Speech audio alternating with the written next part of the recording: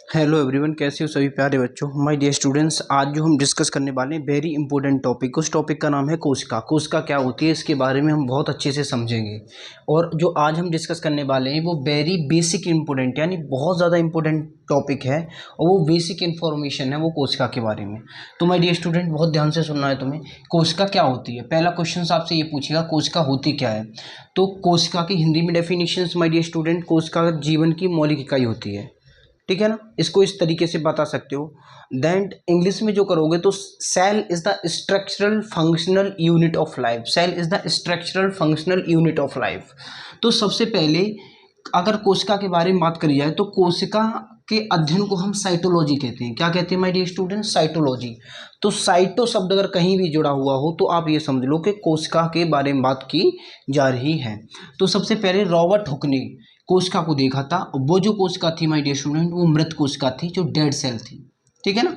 इन्होंने कॉर्क लिया था, पेड़ की छाल, और उसके बारे में 1665 में जब कॉर्क को देखा था तो उन्होंने ये देखा था कि ये हनी बी के छत्ते टाइप जैसा उनका स्ट्रक्चर दिख रहा था, जो रॉबर्ट हुक ने बताया था कोशिका का।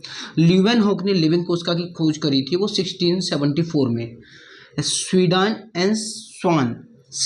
एंड स्वान ने कोशिका सिद्धांत दिया था माय डियर स्टूडेंट। अगर तुमसे क्वेश्चन एग्जाम में ये पूछे कि कोशिका सिद्धांत किसने डिस्कवर किया था तो तुम बोलोगे स्लाइडेन एंड स्वान ने कोशिका सिद्धांत को डिस्कवर किया था।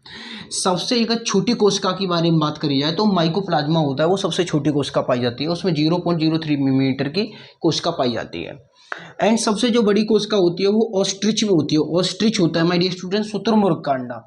अगर ऑस्ट्रिच एग की बात करी जाए तो शुतुरमुर्ग का अंडा होता है, वो सबसे बड़ी कोशिका पाई जाती है इसमें।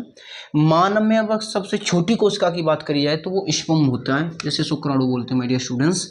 एंड मानव में अगर सबसे बड़ी कोशिका की बात करी जाए तो वो ओवम होता है, जिसे हम अंडाणु कहते हैं।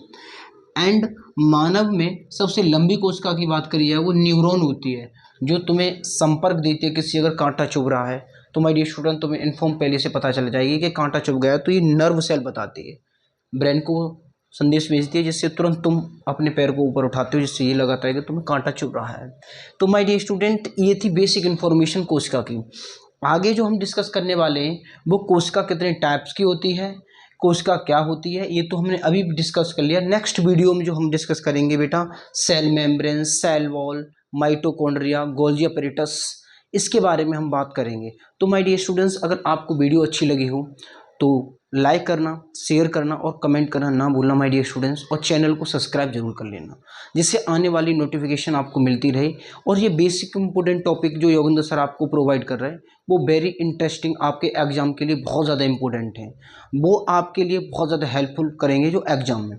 तो माय डियर स्टूडेंट, आज के लिए बस इतना ही, एंड कल मिलते हैं नेक्स्ट वीडियो में। तब तक के लिए पढ़ते रहो।